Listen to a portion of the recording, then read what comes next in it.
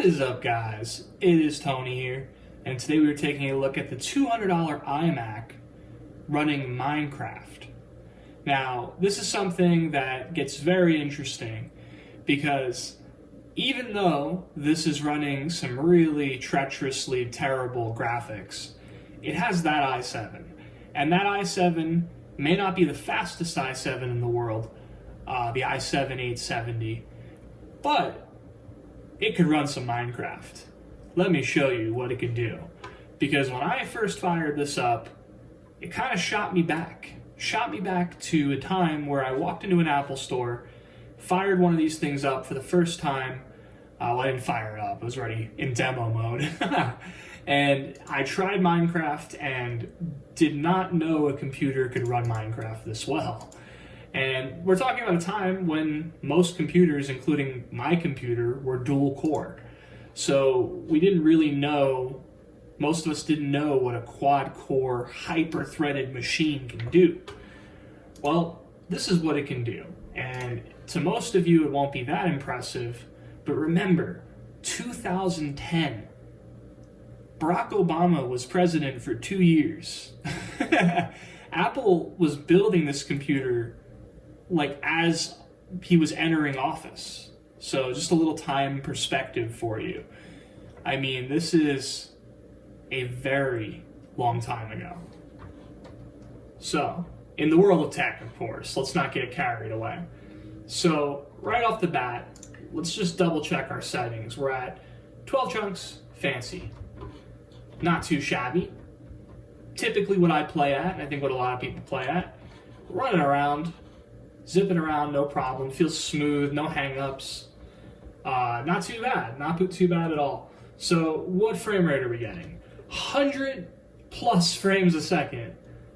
Dropping down to 93, but typically up above 100. 114, 117, 116, 105.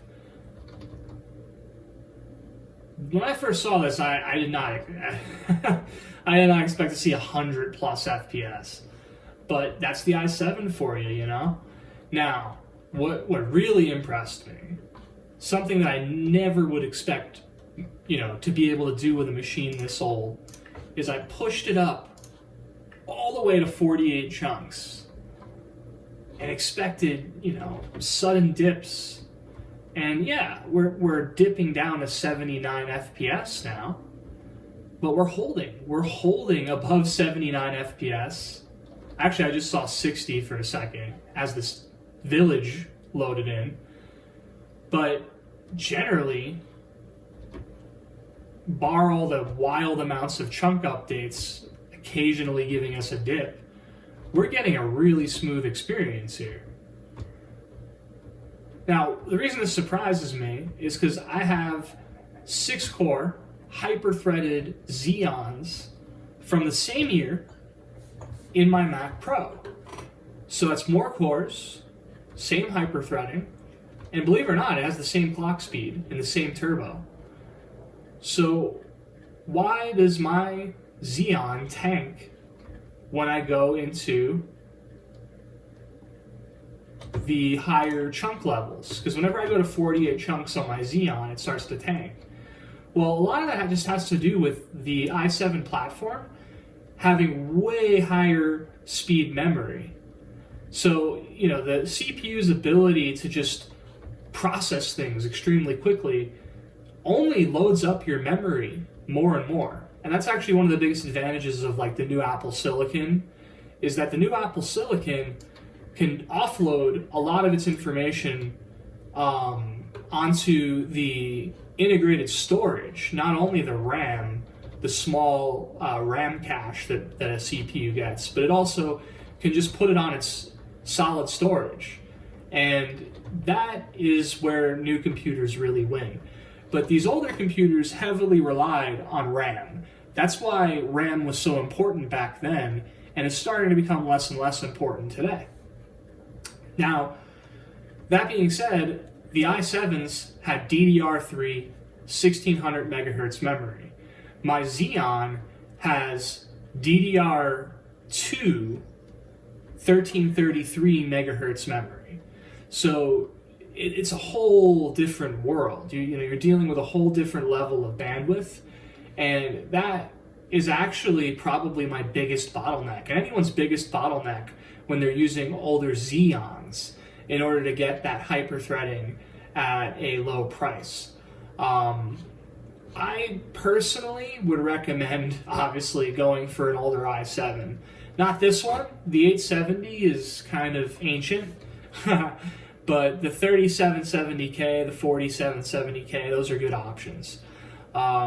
This iMac actually could accept newer CPUs with a lot of intense firmware flashing and modification, but it's a little above what I'm capable of doing. Now, one of the reasons why I'm rambling a lot here is just to show you that this computer does start to throttle.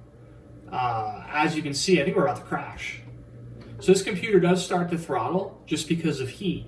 So these old iMacs, I mean, they're very limited in terms of their gaming capability, just because of the fact that they're essentially a giant laptop. So that enclosed design definitely starts to kill you when you're pushing it to its absolute limit.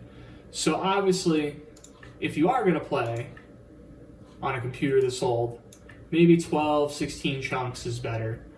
It'll definitely keep it running smoother longer and reduce the chances of you burning the thing out. So there you go. Thank you guys for watching. Hopefully you guys enjoy this quick little demo. We'll be doing a few more like this, and then we will be upgrading the graphics in this thing to a 2 gigabyte card that has roughly the same chip. So again, back to thermals, we don't really want to overheat this thing too much, but a 2 gigabyte or even a 4 gigabyte card would bring this thing a little bit more into the 2010s and maybe even the 2020s, because it actually could run like, Cyberpunk 2020 if it has 4 gigs of RAM, which is pretty insane if you think about it. Did I just say Cyberpunk 2020? All right, I'm going to end this video. I'm getting a little delirious. I've filmed like 10 of these in a row now. But thank you guys for watching. Oh, wait, why am I ending the video? I am really delirious. So here we are with the beautiful BSL shaders. And let's go ahead and play. Yeah, I don't think this is that playable. So what are we getting? We're getting single-digit frames. 8 frames a second, 7 frames a second. So moral of the story, if you do get one of these original iMacs, expect that it's going to have great CPU performance, but terrible GPU performance. I believe you have to go up to like a 2014 model to get eGPU.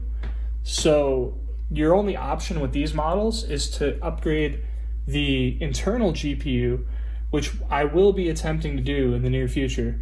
The thing is that with these models, you actually have access to a whole platform of mobile PCI adapted graphics cards that are literal like cards, and you can get a Quadro in this thing. You can get 8 gigs of VRAM in this thing.